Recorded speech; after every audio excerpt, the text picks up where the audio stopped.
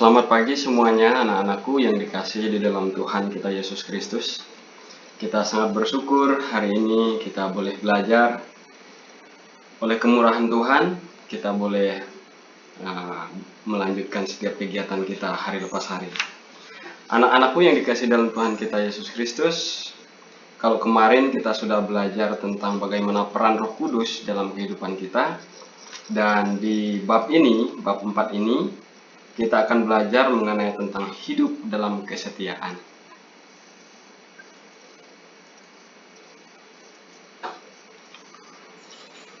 Sebelum kita masuk ke materi yang lebih lanjut, kita akan berdoa. Tapi sebelumnya kita akan menyanyikan sebuah pujian yang ada dalam rekaman Bapak ini. Jadi ini nanti kita akan dengar sama-sama dan kita boleh menyanyikannya bersama-sama pula.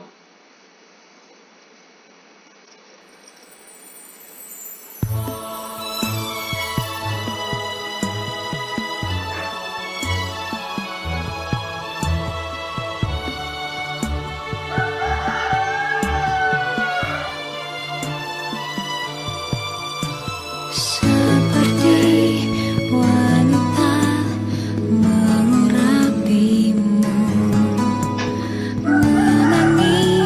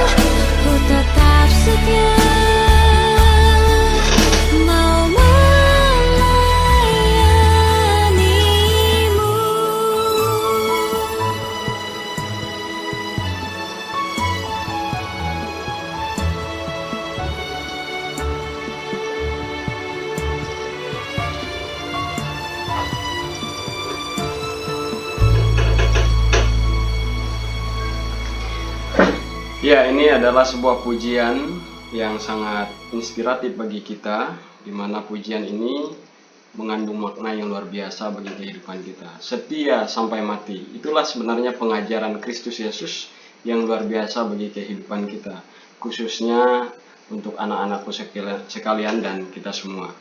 Ya. Sebelum masuk ke materi, mari kita berdoa. Kami bersyukur ya Tuhan untuk kasih setiamu, karena Tuhan boleh menolong kami untuk kami boleh belajar hari ini.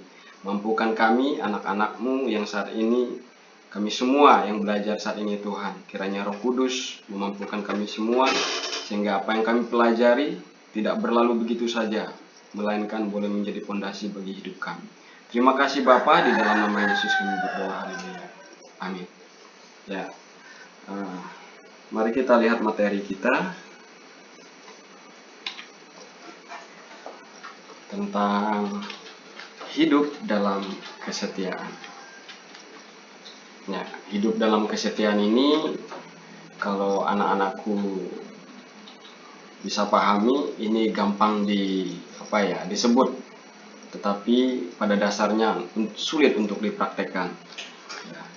Ada beberapa ayat Alkitab yang menjadi pendukung untuk pembelajaran ini, yaitu Kejadian 29 ayat 13-28, Mazmur pasal 85 ayat 8-14, dan Matius pasal 28 ayat 18-20, serta Yohanes pasal 3 ayat 16. Bapak akan membacakan bagian Alkitab salah satunya, yaitu Yohanes pasal 3 ayat 16 ini.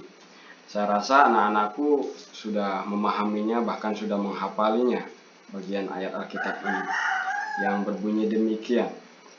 Karena begitu besar kasih Allah akan dunia ini, sehingga ia telah mengaruniakan anaknya yang tunggal, supaya setiap orang yang percaya kepadanya tidak binasa, melainkan beroleh hidup yang kekal. Bagian firman Tuhan ini menjelaskan kepada kita betapa pentingnya kasih dan kesetiaan itu kepada kita, kepada sesama, dan terlebih kepada Allah. Anak-anakku yang dikasih di dalam Tuhan kita Yesus Kristus, tujuan pembelajaran kita yang pertama itu mensyukuri karunia Allah melalui kebersamaan dengan orang lain tanpa kehilangan identitas. Yang kedua, menjelaskan tentang arti kesetiaan itu sendiri. Dan yang ketiga, menemukan kaitan antara kasih dan kesetiaan. Dan empat, membedakan kesetiaan yang benar dengan kesetiaan yang keliru. Dan kelima, menjabarkan bukti-bukti tentang kesetiaannya kepada Allah. 6. Menguraikan dari Alkitab tentang makna kesetiaan kasih dan keadilan. Ya, ini salah satu bagian tujuan pembelajaran kita pada pagi hari ini. Ya. Kalian sendiri pasti punya pemahaman mengenai kata setia. Ini ada beberapa arti dari kata setia yang pada dasarnya sering kalian dengar. Di sini di dalam pembahasan kita, kesetiaan itu terdapat beberapa banyak arti kata setia, kesetiaan yang muncul dalam Alkitab. Sekitar 130 kali untuk di seluruh Alkitab. Perjanjian Lama itu 167 kali, dan arti kesetiaan itu sendiri 52 kali. Banyak ya, boleh kalian lihat, nanti kalian boleh baca di materi dan sebagainya. Lalu kata setia atau kesetiaan itu sangat erat hubungannya dengan kasih. Dalam bahasa Ibrani-nya itu kasih diterjemahkan menjadi kesed, yang di dalam Alkitab bahasa Indonesia biasanya diterjemahkan menjadi kasih setia. Nah, ini salah satu arti dari kata setia itu.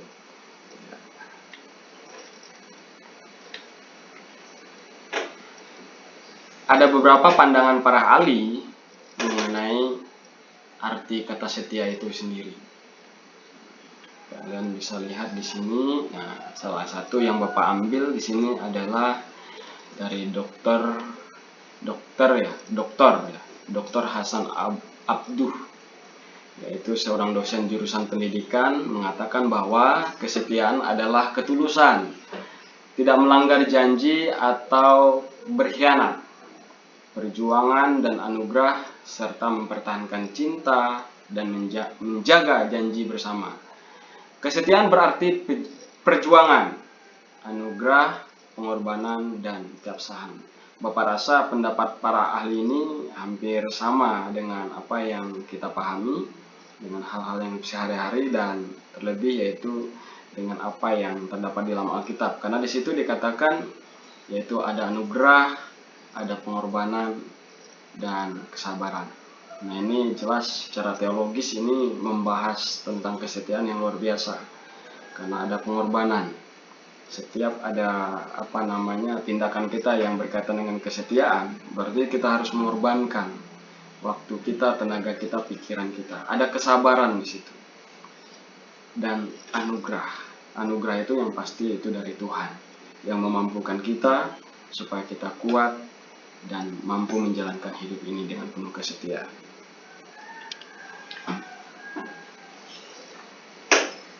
Nah, anak-anakku yang dikasih dalam Tuhan kita Yesus Kristus, ada banyak pemahaman kita yang keliru tentang apa itu setia. Mungkin anak-anak secara sadar atau tidak sadar pernah melakukannya. Oleh sebab itu, Bapak akan uraikan sedikit mengenai kesetiaan yang keliru.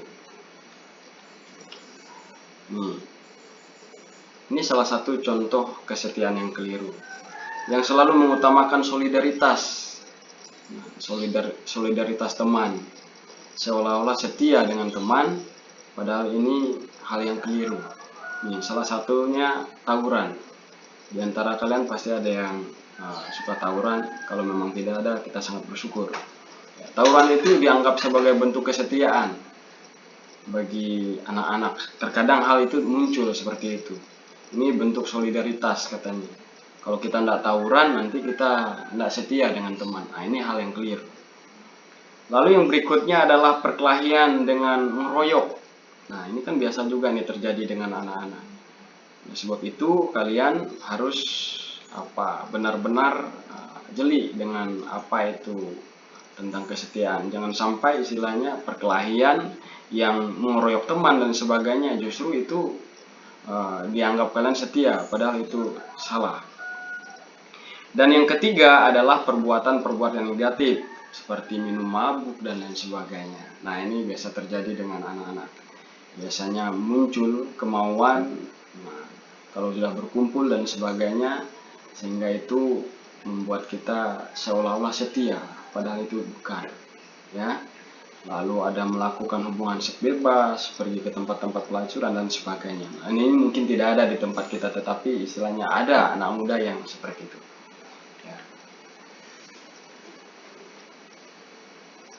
Yang berikutnya, anak-anakku yang dikasih dalam Tuhan kita Yesus Kristus, ini adalah tokoh-tokoh Alkitab yang bisa kita contohi seperti apa kesetiaan mereka. Nah, bagian ini Bapak akan menampilkan tokoh Alkitab yang dalam Perjanjian Lama. Ini hanya beberapa tokoh yang Bapak tampilkan. Nanti ada Sadrak, Mesak, dan Abednego.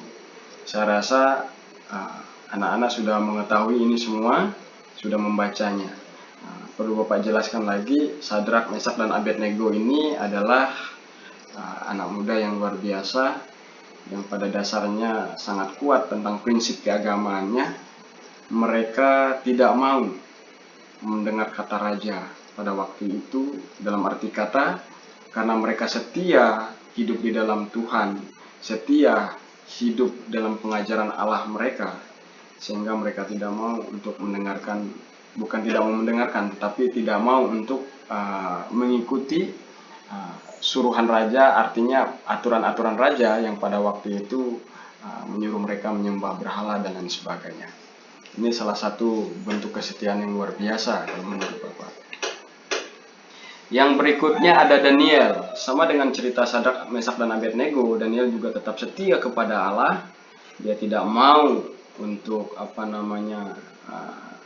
tercemar hidupnya, sampai-sampai dia dibuang di gua singa pada waktu itu, sehingga kalau secara manusia dia tidak sanggup, tetapi karena Tuhan yang memampukan dia, sehingga dia tetap kuat dan setia. dalam hidup bersama Tuhan. Ya. Ini ada 2 contoh tadi, ada banyak bagian tokoh-tokoh Alkitab maksud Bapak yang menjelaskan tentang setia mengenai kehidupan. Nah, ini dalam PB ada Rasul Paulus. Kalian tahu sendiri Rasul Paulus, ada banyak surat-surat Rasul Paulus yang ditulis di mana Rasul Paulus boleh disiksa dan sebagainya. Dia dulu masih menjadi Saulus, maksudnya namanya masih Saulus, tapi sesudah itu pertobatannya terjadi, namanya Paulus. Dia juga dipenjara, disiksa oleh pemerintahan Romawi pada waktu itu, tetapi dia tetap setia dalam kehidupannya melayani Tuhan. Dan yang berikut adalah Tuhan Yesus Kristus itu sendiri. Bapak mengambil beberapa bagian di sini di mana Tuhan Yesus Kristus itu dia sangat setia dengan apa yang dijanjikan oleh Allah Bapa kepadanya. Dia sangat luar biasa melakukannya. Dia tidak menyimpang ke kanan dan ke kiri. Dia tetap lurus melakukan apa yang dikehendaki Bapa kepada dirinya. Nah, itu ada, kalau kalian mau baca nanti ada di Ulangan pasal 5 ayat 32 sampai 33 itu bagaimana ayat itu sangat erat kaitannya dengan kesetiaan. Lalu yang kedua itu Yesus Kristus tetap bertahan sampai garis akhir. Nah, kalau kalian lihat di dalam kitab Wahyu itu bagaimana dia tetap menjelaskan bagaimana tetap hidup kita ini harus setia sampai mati dalam Tuhan.